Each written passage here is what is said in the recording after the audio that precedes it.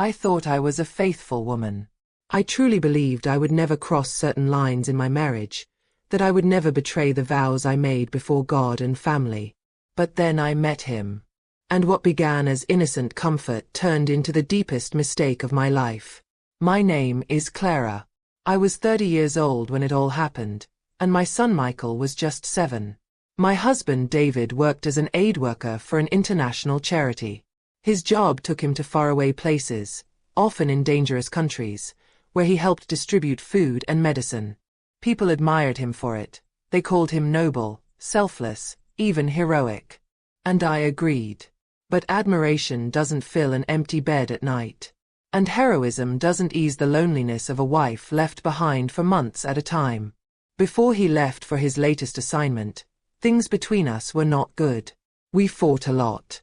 He'd tell me, "Clara, you don't understand my calling to serve the world. This is who I am. This is my purpose." And I would fire back. "And what about my purpose, David? What about this family? What about building a home together?" Neither of us was wrong, but neither of us was fully right either. Our arguments left scars.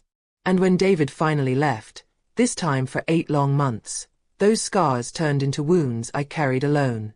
The house felt unbearably quiet. The evenings stretched into endless nights. Michael would spend his days at school, and when I picked him up, I tried to smile, tried to be strong for him.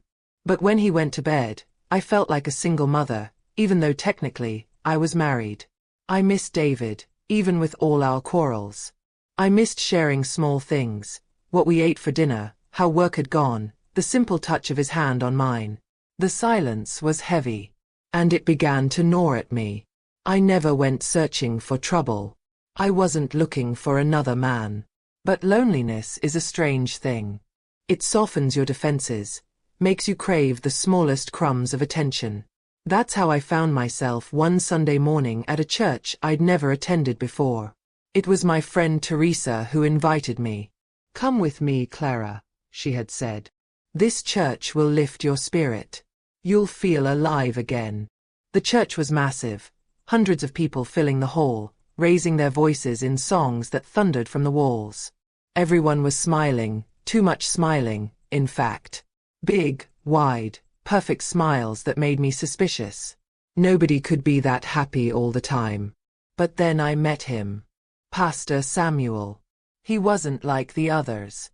He had a calmness about him, a gentleness in the way he spoke that made you want to lean in just to hear more. His voice wasn't booming like many pastors I'd seen. It was soft, measured, almost soothing. After that first Sunday service, I remember him standing by the church doors, greeting people as they left. When it was my turn, he shook my hand warmly and asked, "How are you doing today, Clara? Is everything okay?" I don't know why, but those words hit me. Nobody had asked me that in weeks. Not with that kind of genuine concern. I smiled awkwardly and said I was fine.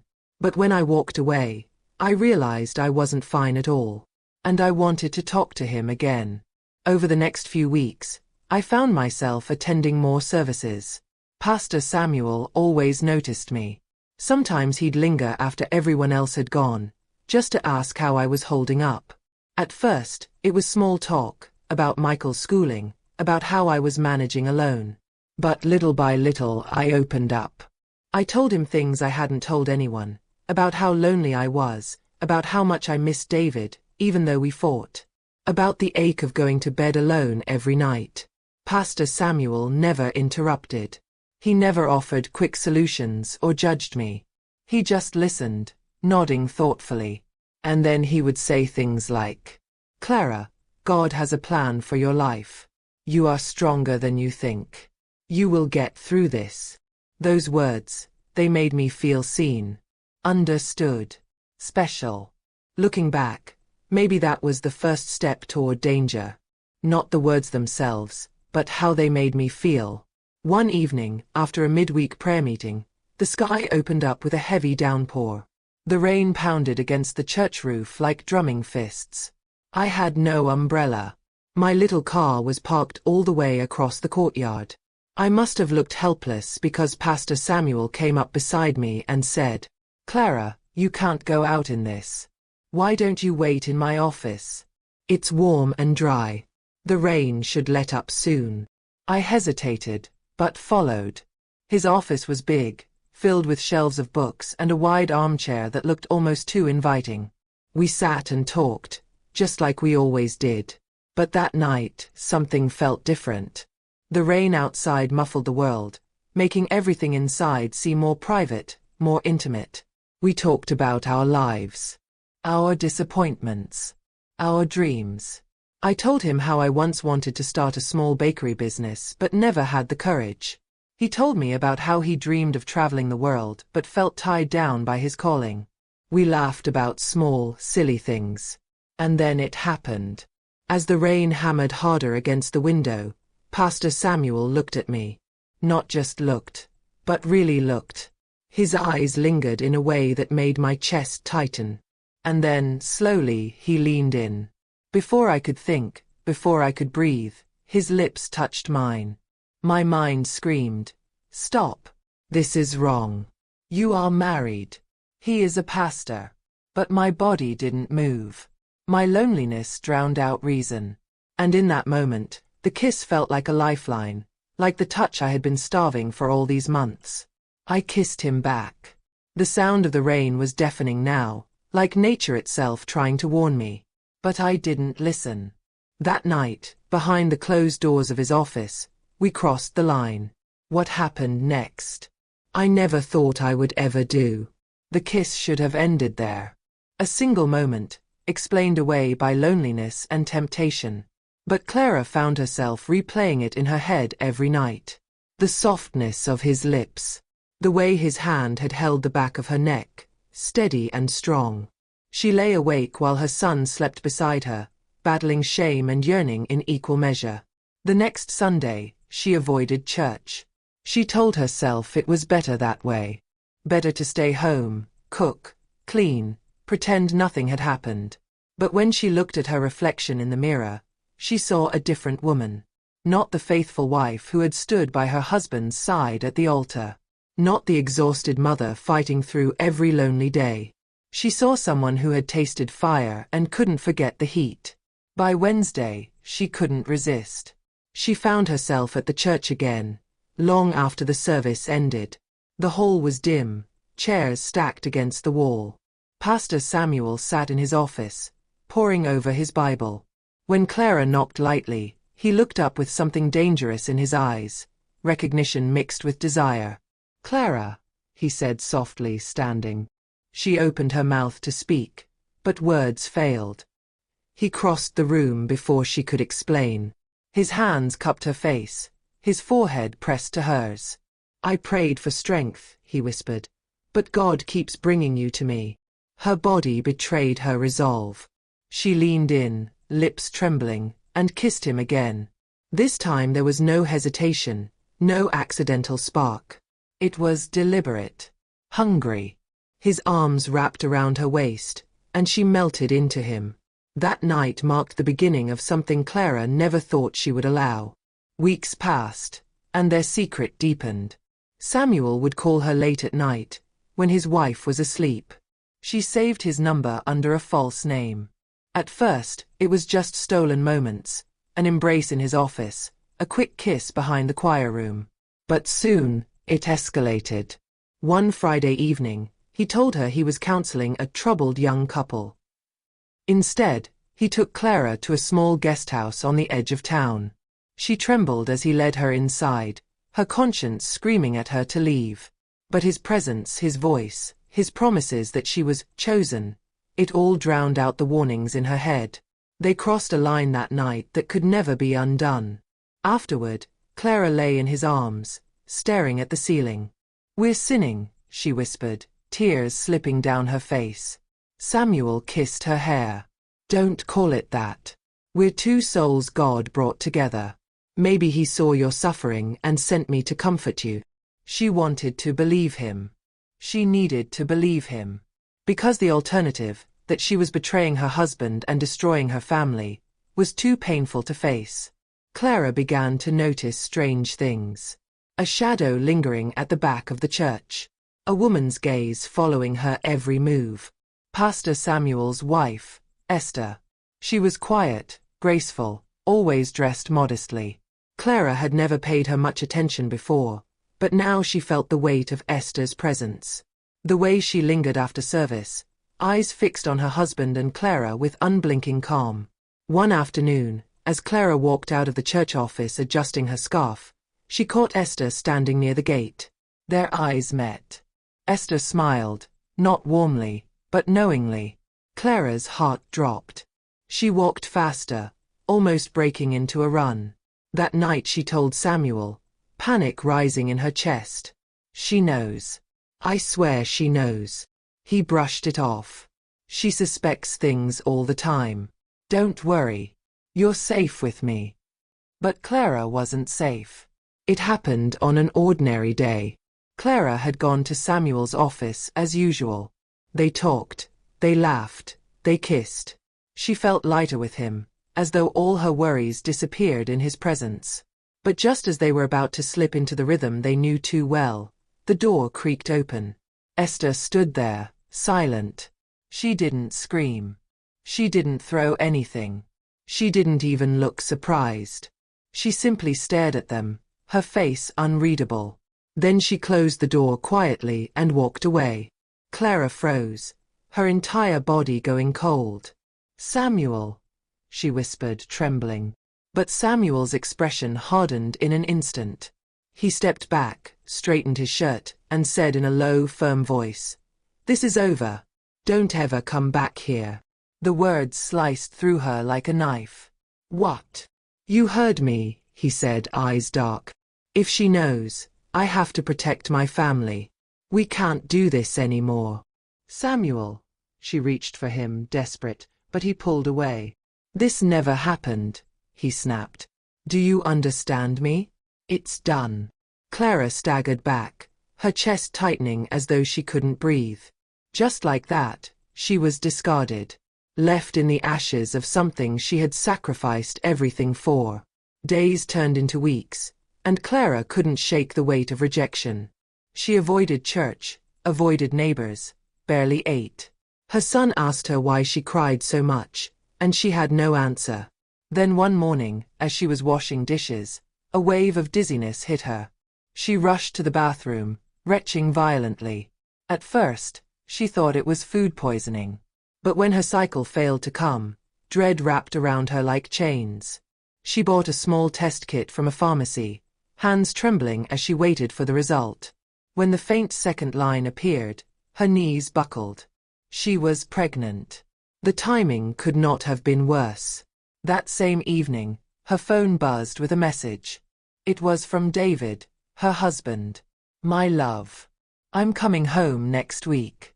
I can't wait to see you and Michael. It's been too long." Clara dropped the phone, her entire body shaking. Her mind raced. How could she explain? What story could she tell? Was there even a way out of this? Her secret was growing inside her, and soon the world would see. She pressed her hands to her stomach, tears streaming down her face. The walls of her life were closing in. Clara sat in silence for hours after reading David's message. The walls of the small apartment seemed to close in around her. Her son's laughter from the next room, innocent and sweet, only deepened the ache in her chest.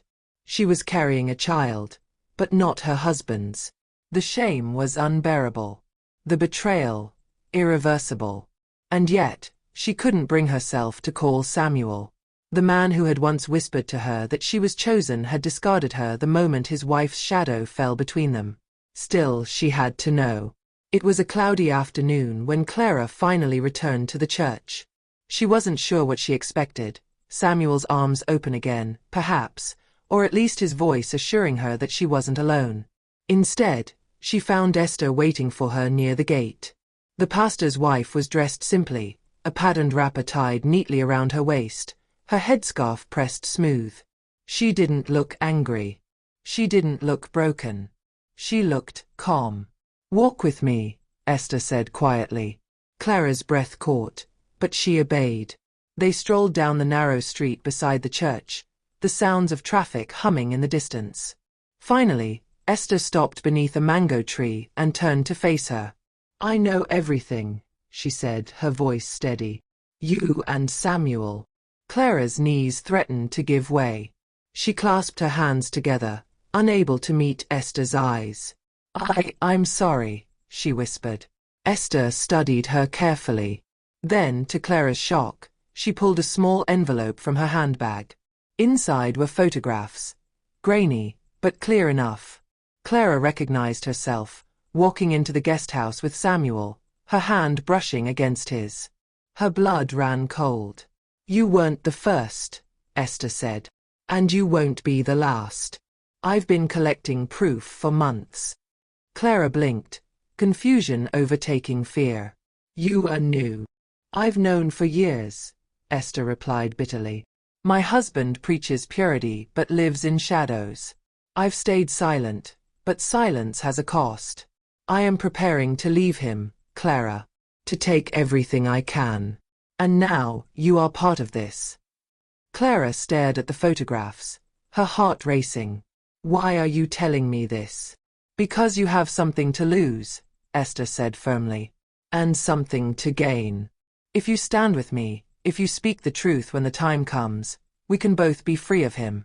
You'll protect yourself, and your son, from scandal. And I will finally break this marriage." Clara swallowed hard. The weight of the test kit hidden under her bed burned in her mind. A child. A secret. A ticking time bomb. She wanted to scream. She wanted to tell Esther that she was pregnant, that her life was about to collapse. But the words lodged in her throat. Instead, she asked, "And if I don't stand with you?" Esther's gaze hardened. "Then you stand alone. And when the storm breaks, and it will break, you will drown in it." The threat was quiet but undeniable. Days later, David returned. Clara stood at the bus station with Michael clinging to her side, watching as her husband stepped off the coach. His face lit up when he saw them. He rushed forward, sweeping their son into his arms, then pulling Clara close. "My love," he whispered against her hair. "I've missed you." Clara's body stiffened under his embrace. She forced a smile, blinking back tears. That night, she cooked his favorite meal. They laughed as Michael told his father stories from school, his little voice animated with excitement. For a moment, Clara almost believed she could go back, that she could bury her secret and pretend nothing had happened. But later, as David lay beside her, sleeping peacefully for the first time in months, Clara slipped into the bathroom and locked the door. She stared at her reflection in the mirror, her hand drifting to her stomach. The truth was growing inside her. And no matter how much she wanted to hide it, the truth always finds a way to surface. It was Samuel who reached out first. One evening, Clara's phone buzzed with a message. "We need to talk. Urgent. Please." Her heart pounded as she slipped outside, telling David she was going to buy bread. Samuel was waiting in his car at the end of the street, his face drawn, his eyes bloodshot. "Clara," he said hoarsely, "Esther is planning something. She's been gathering evidence against me. If you testify, everything I've built will collapse. Please, you can't let her drag us both into this." Clara stared at him, anger simmering in her chest. "Us? There is no us, Samuel. You ended it. You left me to rot." His jaw tightened. "I had no choice. But listen to me, if this gets out, people will call you a whore. They'll shame you, your son, your husband. I'm begging you. Stay silent." Clara's voice trembled. "And what about this?" She pressed his hand against her stomach. Samuel's eyes widened. For the first time, the confident pastor looked truly shaken. He pulled his hand back as though burned. "Clara," he whispered, "it can't be mine. Say it isn't mine." Tears streamed down her face. "It is." He cursed under his breath, slamming his fist against the steering wheel. Then he turned to her, his voice cold. "You have to get rid of it." Clara recoiled. "What?" "You heard me," he snapped. "End it. No one can ever know. She stumbled out of the car, her heart shattering. She didn't look back as she walked away. The days that followed were a blur. Clara felt trapped between two worlds. On one side, her husband and son, the family she had vowed to protect. On the other, Samuel and Esther, the man who had betrayed her and the woman who now held her fate in her hands. One evening, Esther visited her. She came quietly, without anger, carrying only a small folder. Inside were legal papers, divorce filings, statements, names of other women who had been with Samuel. "You are not alone," Esther said softly. "He did this to all of us. He will keep doing it unless someone stops him. But if you help me, Clara, we can expose him together." Clara's hands shook as she held the folder. Expose him. Ruin him. Save herself, or destroy everything. That night, she lay awake beside David, listening to his steady breathing. Michael's soft snores drifted in from the next room. Her hand rested on her stomach, over the life growing inside her. She thought about silence. She thought about confession. She thought about alliance. Every path was dangerous. Every path led to pain. And yet, one thing was clear. The choice could no longer be delayed. Sunday morning came. The church was full, the choir singing, the congregation swaying. Samuel stood at the pulpit, Bible in hand, his voice booming as though nothing was wrong. But Clara knew. Esther knew. The secret inside her knew. She sat in the pew, her heart hammering against her ribs, the folder heavy in her handbag. She could stand up and speak. She could remain silent. She could take the papers to the authorities. Her husband sat beside her, eyes closed in prayer. Her son leaned against her arm, humming along with the choir. Clara swallowed hard, tears brimming in her eyes. The impossible choice lay before her. And in that moment, she asked herself the question that would define the rest of her life. Should I bury this secret, or should I burn everything down with the truth?